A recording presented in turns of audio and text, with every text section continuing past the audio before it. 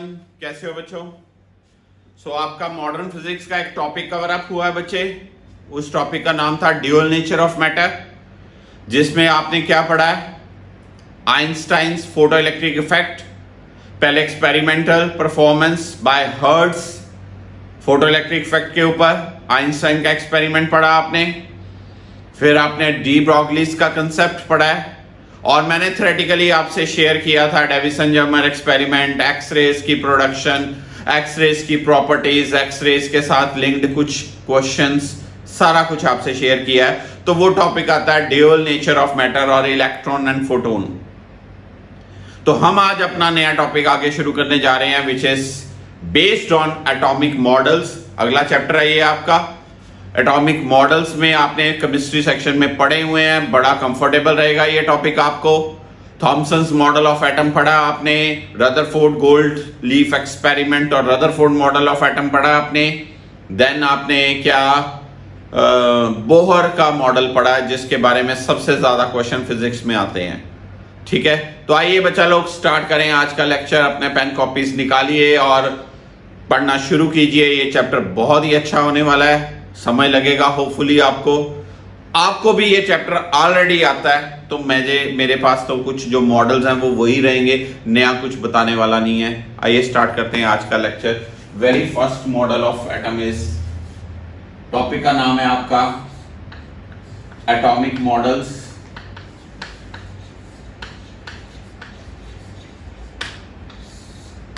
Atomic models में आपने सबसे पहले क्या पढ़ना है,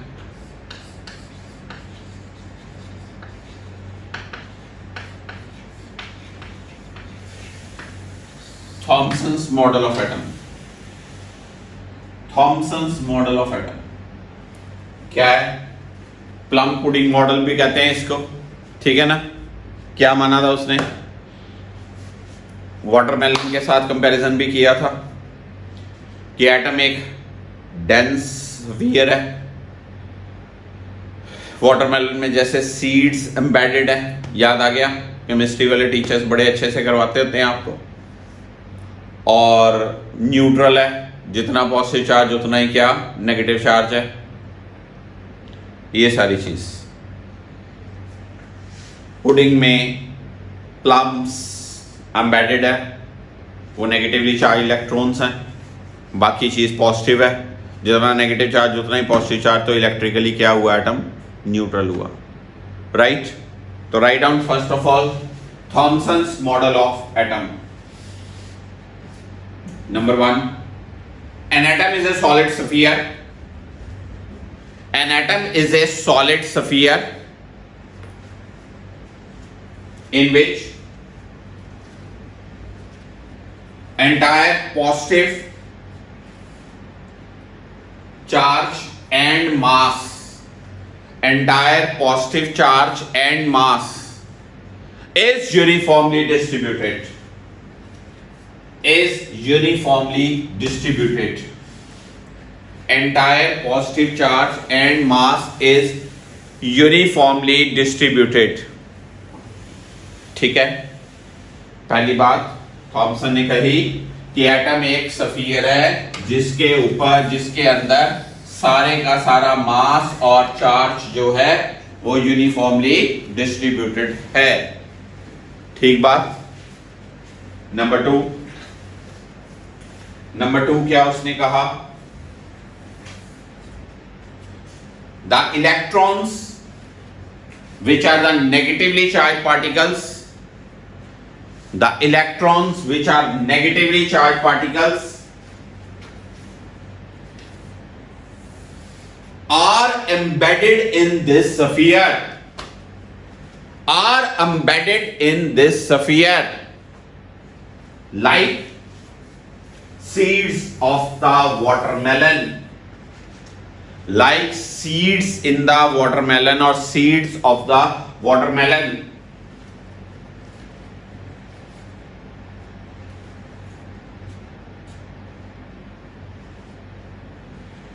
ठीक है।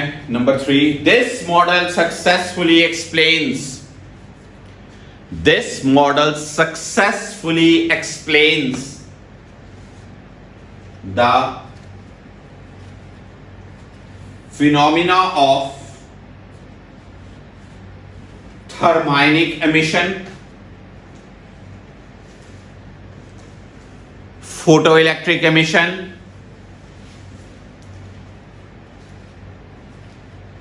and ionization.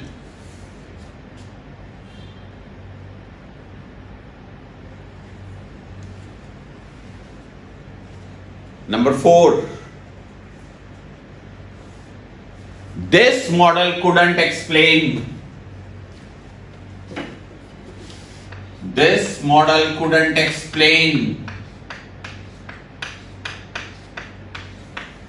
alpha scattering experiment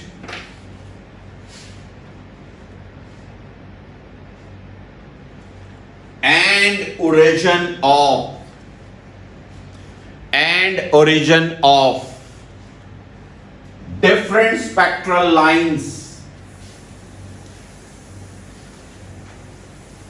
as observed in hydrogen spectrum.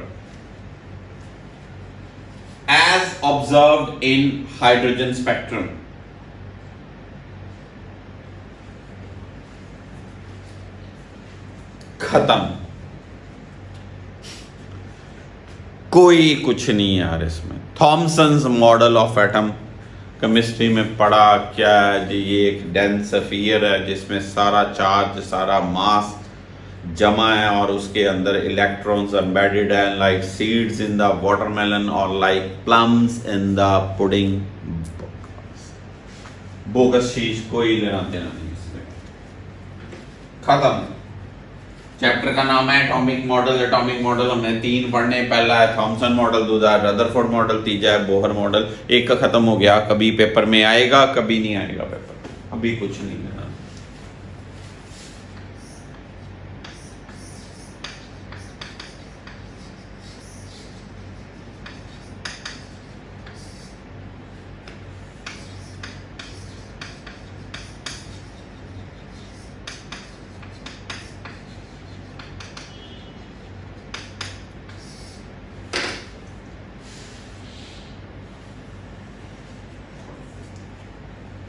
क्या लिखा मैंने? रदरफोर्ड्स अल्फा स्कैटरिंग एक्सपेरिमेंट, सुना आपने?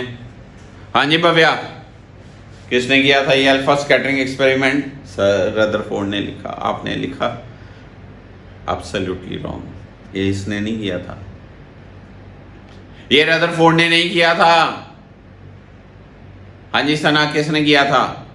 नहीं आता। रक्षित सर सुना नहीं है कभी। क्यों जी? संस्कृति नहीं सुना, नहीं सुना। नाम यही है बचपन से, रदरफोर्ड अल्फा एक्सपेरिमेंट, यही रटे हुए हैं। ये रदरफोर्ड के स्टूडेंट्स ने किया था, गीगर मार्स्टन ने, गीगर एंड मार्स्टन। रिस्पेक्ट देनी चाहिए उनको।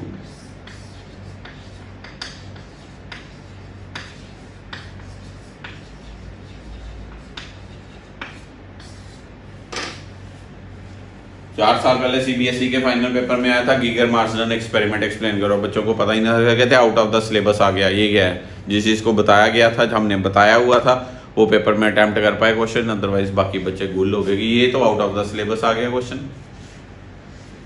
ये जी क्या ऑब्जर्व किया इन्होंने? क्या ऑब्जर्व किया? एक गोल्ड न्यूक्लियस लिया, अल्फा पार्टिकल का बीम स्ट्राइक कराया, कुछ पार्टिकल्स, मैक्सिमम पार्टिकल्स ऐसे मुड़ गए,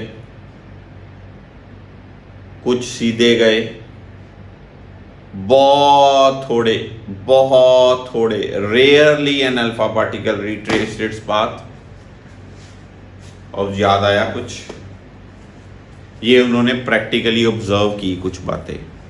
सबसे पहले मैं आपको डिक्टेट करूंगा practical inferences observed bye Geiger Marston. Geiger Marston ने एक्सपेरिमेंटल सेटअप करके ये चीज़ की थी, फिर उन्होंने कहा सर चेक कर लो ये ठीक है कि नहीं ठीक। चेक करते करते रदरफोर्ड ने अपना नाम लगा लिया साथ में, और क्या। ठीक है जी, प्रणव जी, अनलप्रीत सिंह जी कोई इन्वेंशन करते हैं, 2-4-5 महीने ये लगे रहे इन्वेंशन। एक दिन मैं लैब में जाके इनके साथ कहूँगा वाह जी वाह, बहुत बढ़िया काम किया, बहुत बढ़िया काम किया, शाबाश।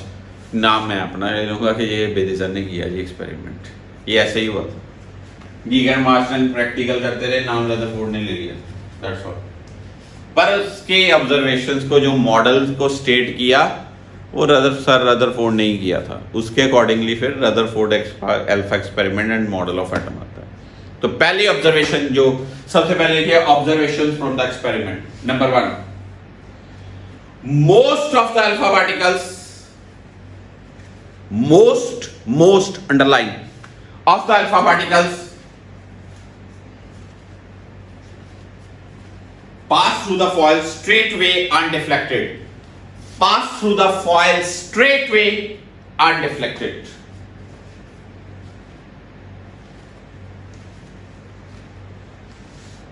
Number 2, some of the alpha particles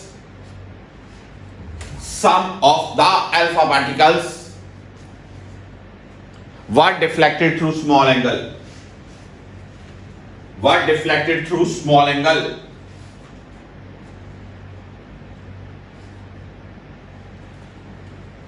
Number 3, few of the alpha particles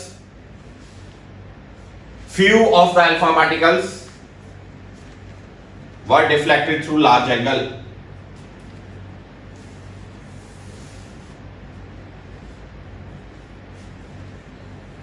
Number 4, rarely an alpha particle, rarely, हजारों लाखों में एक, rarely an alpha particle retraced its path. वापस आया, ब्रैकेट में लिखना gets deflected by 180 degree, gets deflected by 180 degree, गया वापस आया, गया वापस आया। दिस पार्ट बहुत बहुत बहुत बहुत कम, रेयरली, एमिना लिखी जाना। Next point, the number of the scattered alpha particles, number of the scattered alpha particles is given by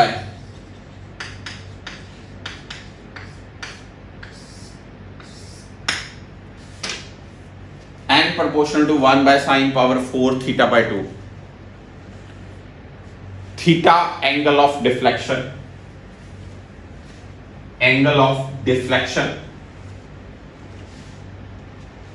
छोटा सा न्यूमेरिकल है। आई एम डैम श्योर आपने केमिस्ट्री में ये फॉर्मूला नहीं पढ़ा होगा, नहीं पढ़ा ना, नहीं पढ़ा।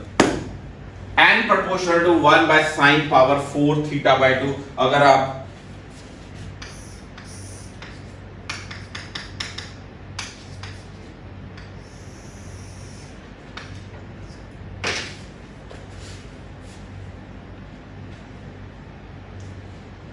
Next point, the number of alpha particles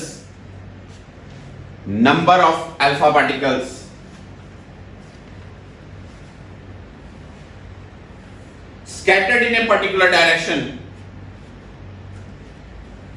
depends on the thickness of the gold foil,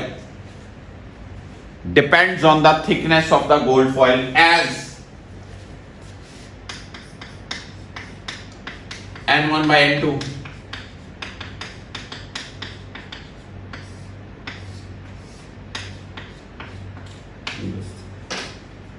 n1 by n2 equal to t1 by t2, n1 by n2 equal to t1 by t2, n1 by n2 equal to t1 by t2। this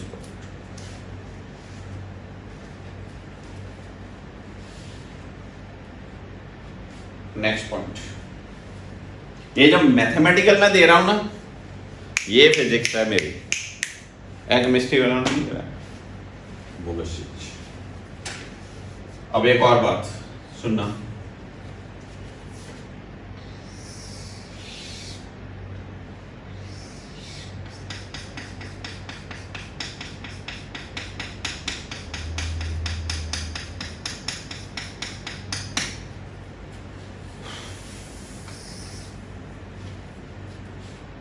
alpha particle चला चला चला चला चला चला चला चला चला चला चला यहां से वापस रिट्रेस हुआ। फील लेते न्यूक्लियस, अल्फा पार्टिकल आया आया आया आया आया आया आया आया आया, यहां से वापस गया। ये जो गैप है इसको क्या कहते हैं? हाँ जी रक्षित, क्या कहते हैं इसको? कार्तिक के चड्डा? नहीं जी नहीं, केमिस्ट्री वैसे इसकी फेवरेट है, फिजिक्स से इसको नफरत है, पर फिर भी ये आया, ये यहां से वापस गया, क्या कहते हैं इसको? Distance of closest approach. Distance of closest approach, write down the minimum distance from the nucleus up to which the alpha particle can approach, up to which the alpha particle can approach is called distance of closest approach।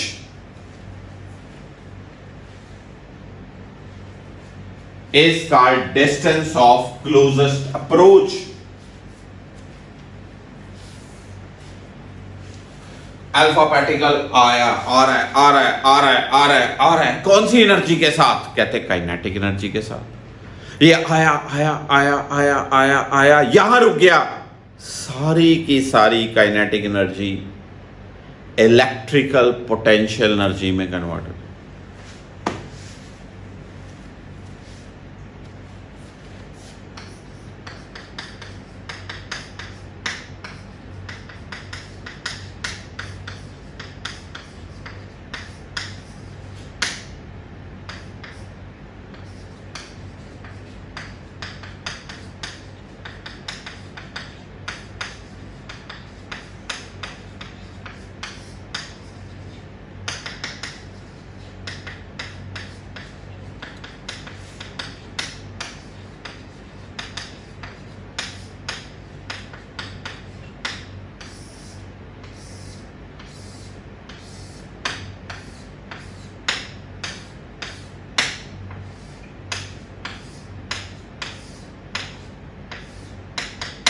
As a formula किसका? Distance of closest approach, distance of closest approach or not.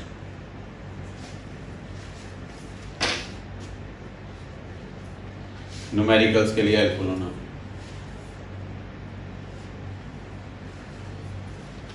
ठीक है जी, एक mathematical formula ये है, एक mathematical formula ये है, एक मैथमेटिकल फॉर्मूला ये।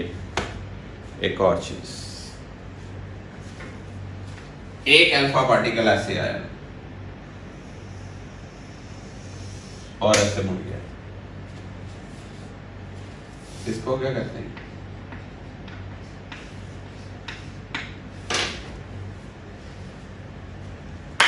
हाँ जी सना, क्या कहते हैं? सुमीन क्या कहते हैं? गंदे गंदे मुंह बना रहे हैं, कहते ये तो हमने सुनी ही नहीं हुई बातें। बस यही फर्क है केमिस्ट्री और फिजिक्स में, दिस इज द फैक्ट। क्या कहते हैं इसको? धैर्य खन्ना। सर मुझे तो आता ही नहीं है ये रदरफोर्ड मॉडल, ऐसा तो हमने सुना ही नहीं कभी के अंदर। हो इसको बोलते हैं इम्पैक्ट पैरामीटर।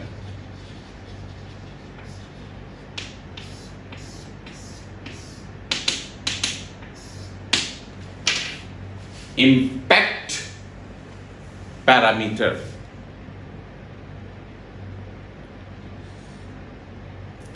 लिखिए, impact parameter. The perpendicular distance of the velocity vector of alpha particle from the central line of nucleus from the central line of nucleus. When it is far from the nucleus is called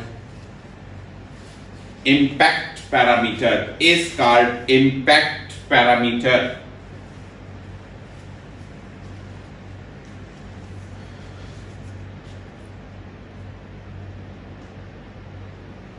ये जो perpendicular gap, ये आया alpha particle ऐसे, ये जो perpendicular gap from the central line of the nucleus है, उस distance को क्या बोलते हैं? Impact parameter. देखो mathematically it is given bye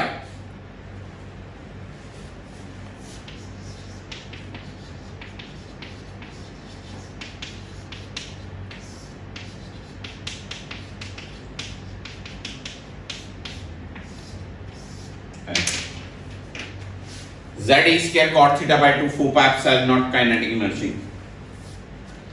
It means impact parameter is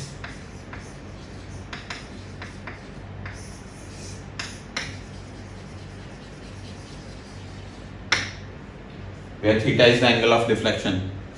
If impact parameter is 0, cot theta by 2 0. ठीक है, cot theta by 2 0. 0 किसकी वैल्यू होती है? cot 90 की. किसकी? cot 90. तो theta by 2, तो theta, यानी कि अगर अल्फा पार्टिकल सेंट्रल लाइन के अलोंग आएगा, सेंट्रल लाइन के अलोंग आएगा, तो वो कितनी डिफ्लेक्शन करता है? 180. Impact parameter. फॉर्मूला कैसे आया अभी फील नहीं है, बस जरूरत नहीं है प्रूफ इसका, याद रख लेना है. बस टर्मिनोलॉजीज क्लियर होनी चाहिए आपको.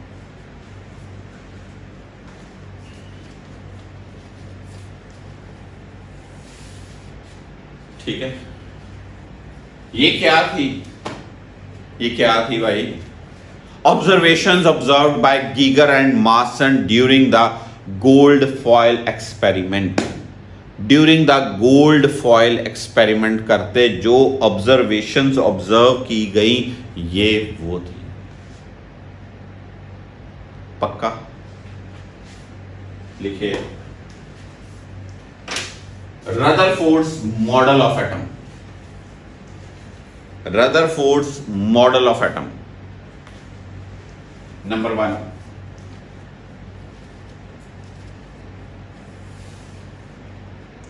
Most of the mass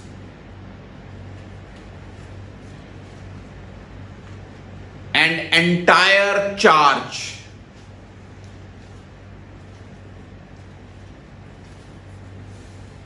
of the atom concentrated in very small region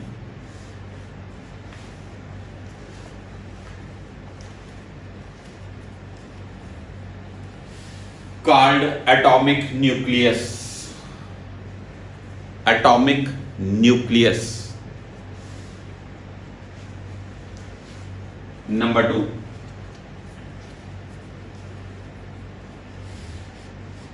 Nucleus is positively charged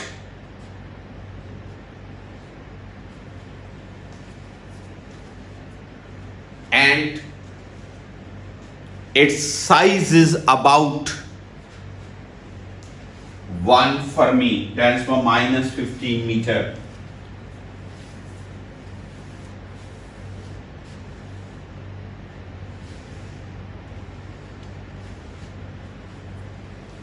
Number 3. In an atom, there is maximum empty space. Maximum empty space. And the electrons revolve around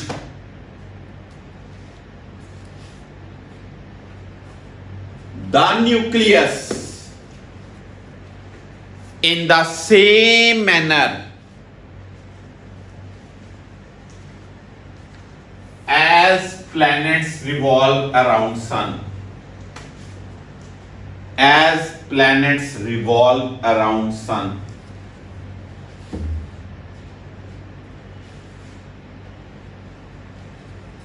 ये उसके model की statement, planetary model of atom भी कहते हैं, planetary model. Drawback पता ही है आपको, failure क्यों हुआ था, ये फेलियर क्यों हुआ था, यहाँ लिमिटेशंस ऑफ रदरफोर्ड मॉडल और drawback of Rutherford model. Number 1, it couldn't explain the stability of the atom.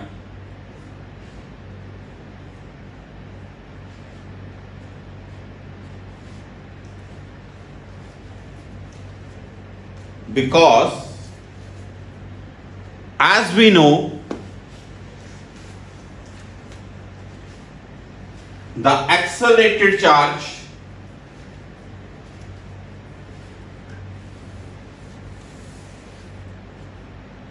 continuously radiates energy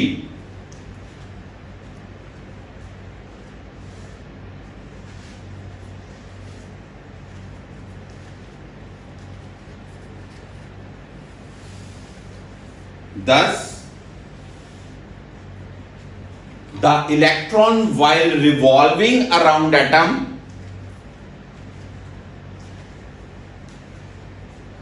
must radiate energy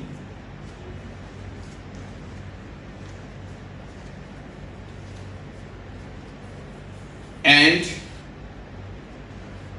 should move to the lower orbit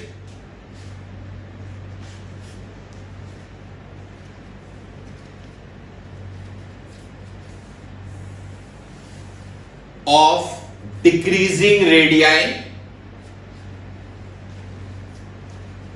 and ultimately should fall to the nucleus, ultimately should fall within nucleus।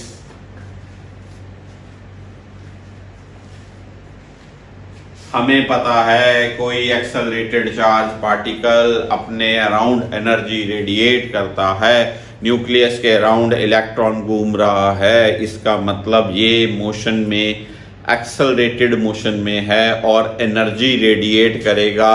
अगर energy lose करेगा तो फिर lower orbit में आ जाएगा, फिर energy lose करेगा, lower orbit में आ जाएगा, ऐसे करते करते अल्टीमेटली न्यूक्लियस के अंदर गिर जाएगा। पर ऐसा क्या होता है? ऐसा तो होता नहीं। Number 2, according to this model,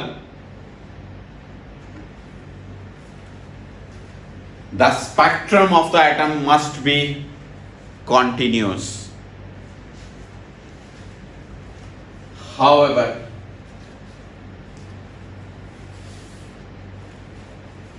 practically it is line spectrum.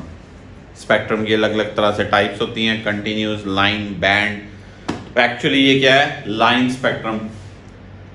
आपने एक्सेप्टेबल जो किया हुआ है मॉडल आपने सुना होगा, बोहर मॉडल, जिसमें Lyman series, Balmer series, Paschen series, lines के फॉर्मेट में स्पेक्ट्रम ऑब्जर्व होता है। फीलियन तो ये गलत हो गया। एक और था इसका point, it couldn't explain the distribution of electrons outside the nucleus. Distribution of electrons outside the nucleus. फिर कौन सा मॉडल आया?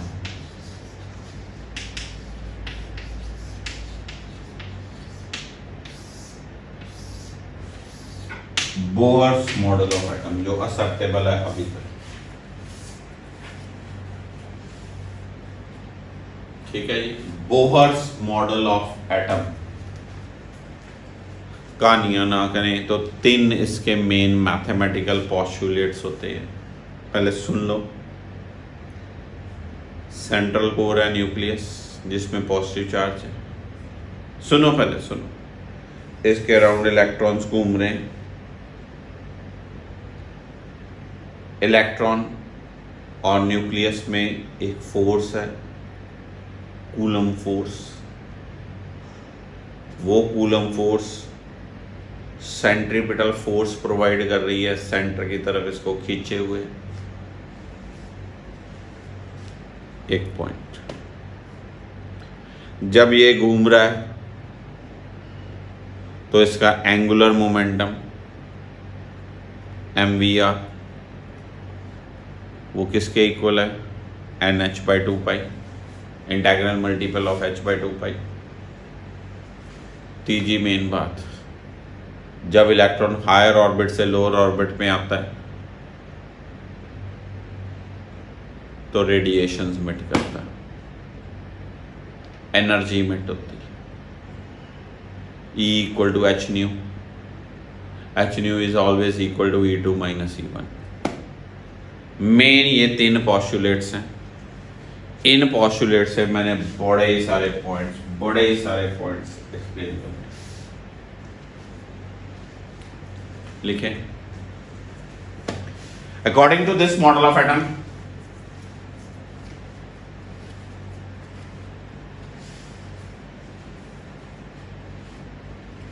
there is a central core called nucleus, around which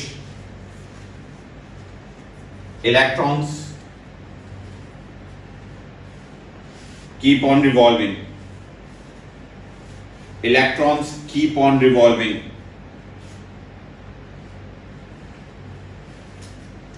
in circular orbits. The centripetal force required for revolution is provided by electrostatic Coulomb force. Electrostatic Coulomb force, that is 1 by 4 pi epsilon naught Q1 Q2 by R square equals to mv square by R. 1 by 4 pi epsilon naught Q1 is ZE, Q2 is E divided by R square equals to mv square by R. This part, very first part.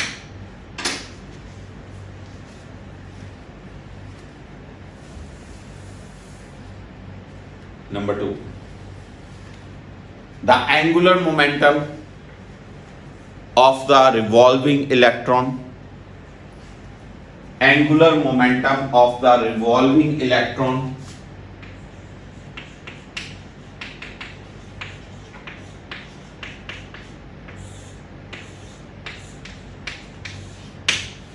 is always an integral multiple of h/2 pi.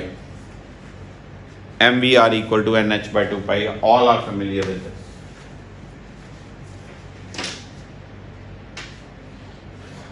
Number 3, whenever the electron jumps from higher orbit to lower orbit,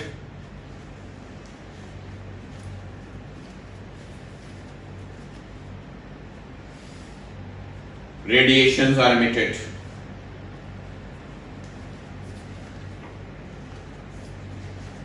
Or it emits radiations such that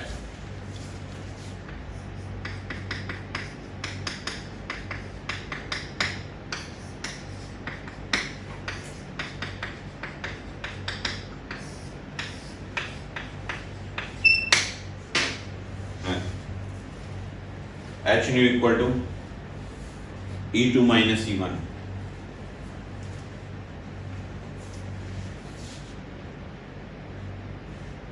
इस level की energy, इस level की energy E2 minus E1, नहीं तो initial level, ये final level. आप ये भी लिख सकते हो EI माइनस EF, कोई लड़ने वाली बात नहीं।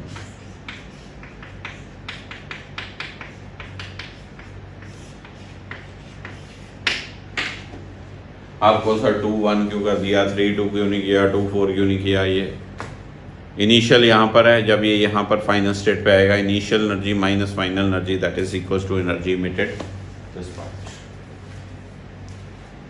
ये 3 पॉस्टुलेट्स हैं जिसके बेस पे मुझे बहुत कुछ निकालना है, ठीक है। कितने पैरामीटर्स निकालने सोच सकते हो इस बोहर मॉडल से। आपने केमिस्ट्री में कितने पैरामीटर्स निकालने हैं, 2 4 5 7 10। फिजिक्स में हम एटलीस्ट 20 पैरामीटर्स निकालेंगे, बस वही हमारे न्यूमेरिकल हैं। जब वो सारे पैरामीटर्स हो जाएंगे, समझ लीजिए ये टॉपिक एटॉमिक मॉडल खत्म। क्या बचेगा बाकी, एटॉमिक न्यूक्लियस, न्यूक्लियस के बारे में पढ़ेंगे, चैप्टर ये भी खत्म। बस इतना सही है। फिर थोड़ा सा एक लेक्चर है सेमीकंडक्टर्स का, तो आपका सिलेबस होगा। एक अभी छोटू सा पेंडिंग पोर्शन पड़ा हुआ है, याद है आपको ना, ईएम वेव्स, वो हम अभी टॉपिक करवाएंगे, वो भी बहुत बड़ा कंटेंट। हेडिंग डालिए अब, various parameters, various parameters observed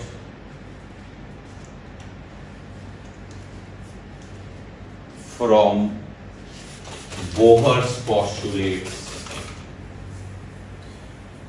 Various parameters observed from Bohr's postulates. ये जो 3 postulates हैं, इनको मैं रब नहीं कर रहा हूं। इन पैरामीटर से, इन पोस्टुलेट से हमने अलग अलग चीजें निकालने की कोशिश करनी है। कुछ एक्सप्रेशंस बनाने हैं, कुछ हेल्प मैं दूंगा, खुद कुछ आप करोगे, तो हमारा कंटेंट पॉजिटिव रहेगा, ठीक है। पहला पैरामीटर, हेडिंग डालिए, radius of orbit. Radius of orbit of electron.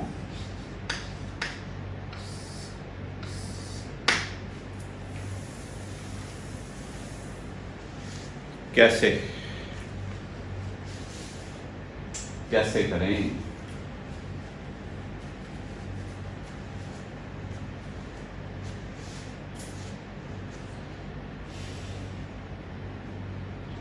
इस सेकंड इक्वेशन से v का एक्सप्रेशन निकाल लें और उस v के एक्सप्रेशन को पहले में एक्सप्रेशन में पुट कर दें, तो रेडियस का एक्सप्रेशन आएगा। करिए जल्दी।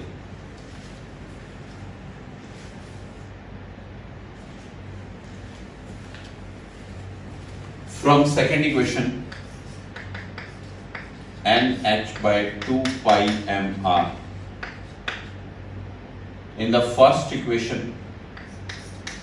1/4 pi epsilon naught z e square divided by r square m by r NH/2 pi mr का whole square, 1/4 pi epsilon naught z e square by r square equal to m n square x square by r 4 pi square m square r square। r square cut गया, ठीक है। तो एक बचेगा r, तो r का expression आएगा 4 से 4 भी कट दे, पाई से पाई भी कट दे, एक पाई बचेगा। तो r का एक्सप्रेशन होगा n square x square epsilon naught divided by z e square pi m। Check करो ये बचा,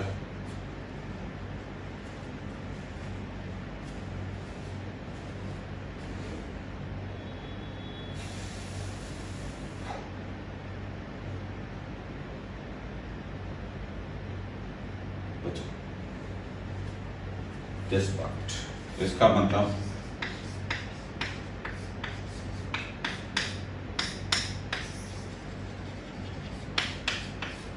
for hydrogen Z1 are proportional to n square, यानी कि 1, 4, 9, 16 एंड सो ऑन। बोहर के सारे रेडियाई इक्वल नहीं होते। All radii are not equally spaced in Bohr orbit conceptually आए तो पहला रेडियस अगर 1 है, दूजा 4 टाइम्स है, तीजा 9 टाइम्स है, चौथा 16 टाइम्स है एंड सो ऑन। ठीक है, पहले ऑर्बिट के रेडियस की वैल्यू कितनी होती है पता? ऐसे बताइए। 0.53 एंगस्ट्रॉम हाइड्रोजन के लिए जब आप Z1 पुट कर देते हो, ऐसे ऑब्जर्व करो, इधर Z1 पुट कर देते हो, N1 पुट कर देते हो, H पता, एप्सिलॉन पता, E पता, पाई पता, M पता, सारी वैल्यू सब्स्टिट्यूट करके R की वैल्यू आती है 0.53 एंगस्ट्रॉम। फर्स्ट ऑर्बिट में, हाइड्रोजन के फर्स्ट ऑर्बिट में जो इलेक्ट्रॉन घूम रहा है उसका रेडियस कितना है? 0.53 एंगस्ट्रॉम।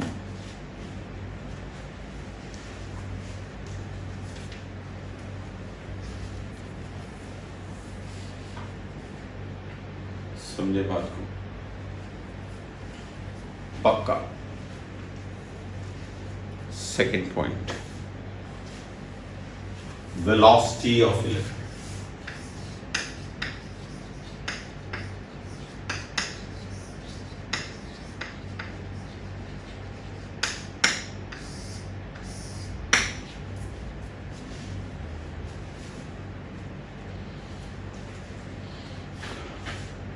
दूसरी इक्वेशन से आप निकालिए।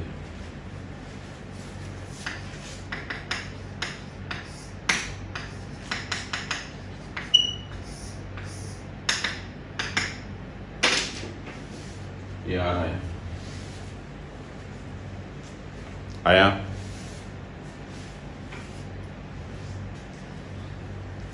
पहली इक्वेशन में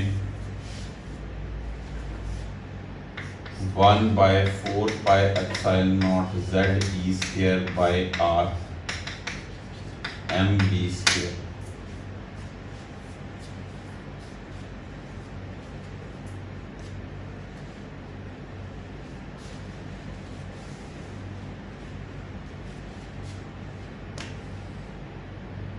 यहां पर R पुट कर,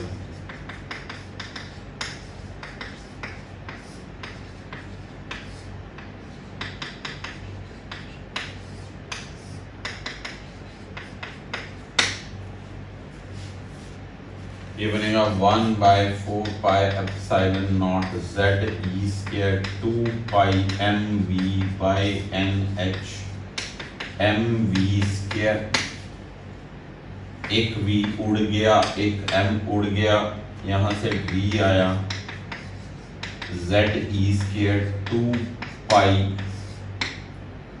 4 पाई एप्सिलॉन नॉट nh।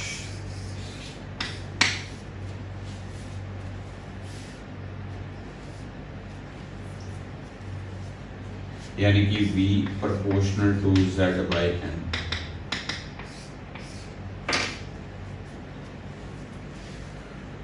अगर Z1 पुट करते हो तो जितना नंबर ऑफ ऑर्बिट बढ़ता जाएगा, बढ़ता जाएगा, बढ़ता जाएगा, बढ़ता जाएगा, वेलोसिटी उतनी कम होती जाएगी।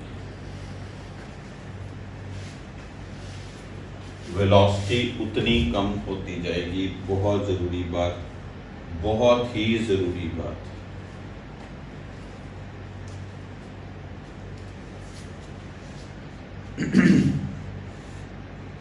ठीक है, पक्का।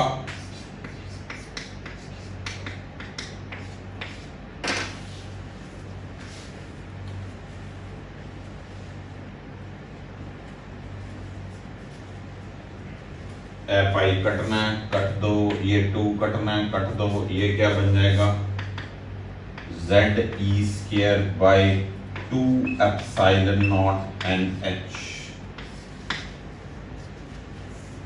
कट सकते। आप फी लेना, बड़े बच्चों को नहीं पता तो v equal to z by n C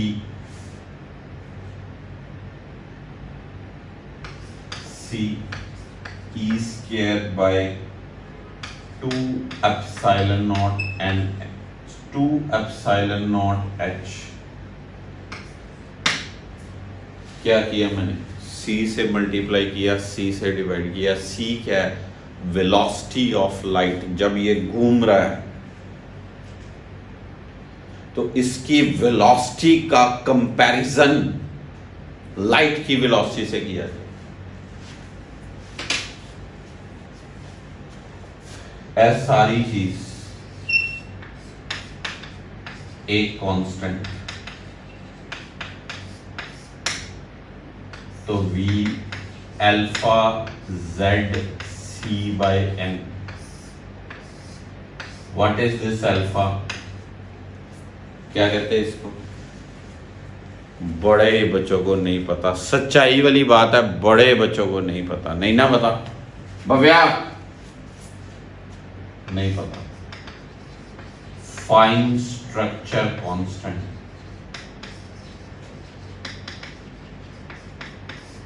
fine structure constant,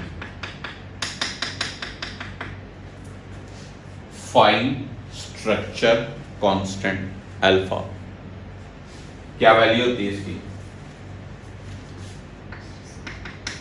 1/137।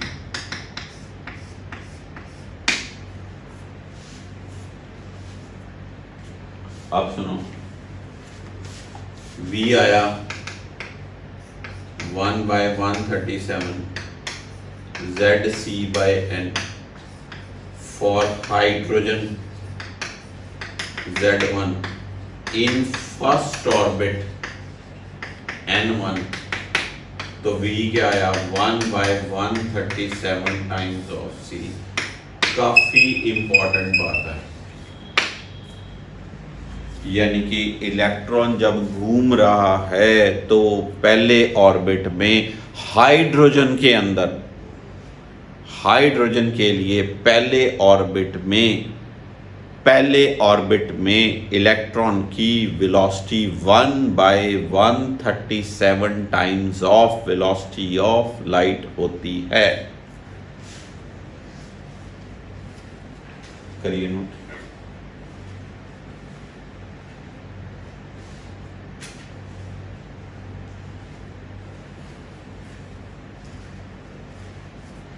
Electron जब घूम रहा है तो पहले ऑर्बिट में हाइड्रोजन के लिए उसकी velocity 1/137 times of velocity of light होती है। हो। काश ये सारा कुछ केमिस्ट्री में पढ़ा होता।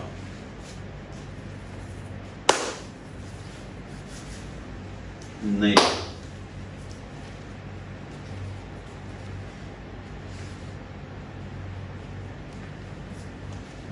चलो आगे। पक्का अब खुद करनी जो बातें 2-3 खुद करनी, सच्ची बोल रहा हूं, खुद करनी। रेडियस आ गया, वेलोसिटी आ गई,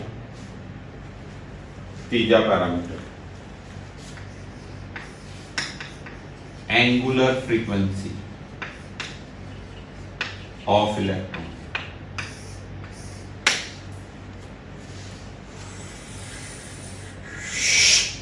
ऐसे घूम रहा, उसकी angular frequency v equal to R omega निकाल लो, v/r। यार v का एक्सप्रेशन पता है यार, r का एक्सप्रेशन पता है, v और r के एक्सप्रेशन को डिवाइड कर दो तो ओमेगा का एक्सप्रेशन आ जाएगा। आपने करना जी, मैंने नहीं ये करना। मैं सच, मैंने कभी नहीं ये की, आपने खुद करना। फोर्थ फ्रीक्वेंसी ओमेगा 2 पाई एफ, तो एफ क्या आएगा? Omega by 2 pi, omega by 2 pi, omega by 2 पाई। मैं आपको सिर्फ एक हिंट दे सकता हूं, सिर्फ एक हिंट, हिंट।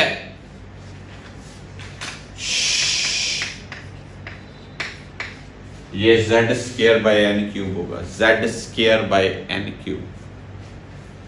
ये भी z square by n cube.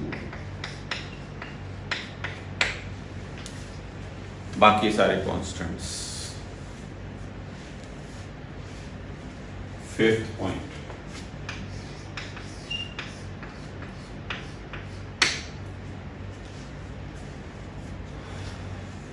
Time period of electron.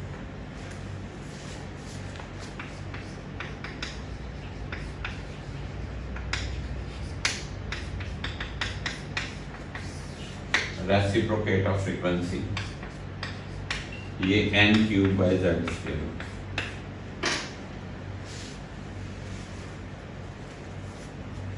आप नहीं करोगे फंस जाओगे। मुझे कहोगे सर कर दो, मैं तो कर ही दूंगा भाई, मुझे तो आते ही हैं डिराइव करने। अब क्या, मैं सब आपके लिए तो ये चीज कर रहा हूं। कितने पॉइंट्स हुए? 5 पॉइंट्स पक्का। सिक्स्थ पॉइंट, अगर हम बात करें, मैं यहां लिख दूं लीनियर मोमेंटम mv। मास पता है, वेलोसिटी पता है, linear momentum mv। Seventh point, angular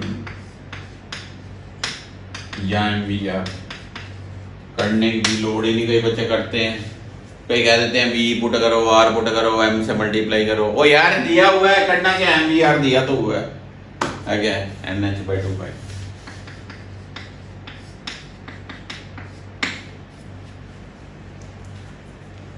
ठीक है जी, पक्का। कितने पॉइंट्स हुए? 7 points. 8th point, current charge by time E/d। Current आ जाए, टाइम पीरियड जो यहां से निकाला होगा ना, वो पुट कर देना करंट का एक्सप्रेशन। ठीक है, देन करंट के बाद magnetic moment I/a, a pi r square, r निकाला होगा पुट कर देना। आपको सर कर लेंगे, कोई बात नहीं, कर लेंगे। प्रॉब्लम में आपने आना जे, मैंने नहीं जाना, फिर ना मुझे कहना कि सर ये हुआ नहीं। ये केमिस्ट्री नहीं है। मैं आपको न्यूमेरिकल शेयर करूंगा तो आपने फंसना जे, मैंने नहीं फंसना। आपको एक्सप्रेशन आना चाहिए। मेरे पास तो यहाँ पर टेबल है कि ये कैसे वेरी करता है, आपने खुद टेबल बनाना है। रक्षित आप समझ रहे हो बच्चे? बाकियों ने तो, कईयों ने मेरी बात माननी नहीं है। हाँ जी, ये सारे नीट एंड क्लीन एक्सप्रेशंस बनाने और फिर ब्लॉक में लिखने रिजल्ट्स आपने, तब मुझे शेयर करने नोट्स। मैग्नेटिक मूवमेंट के बाद मैग्नेटिक फील्ड क्या होता है? μ0/4 पाई 2 पाई I/r।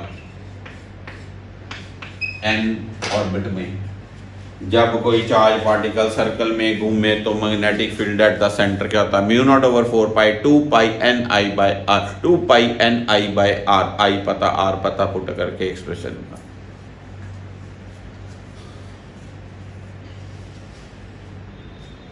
कितने पॉइंट्स है? 10 points. 11 number point, kinetic energy half m v square. यार एम वी स्क्वायर पता है आर कट गया, एक हाफ से दोनों तरफ मल्टीप्लाई कर दो, काइनेटिक एनर्जी है। Then comes potential energy 12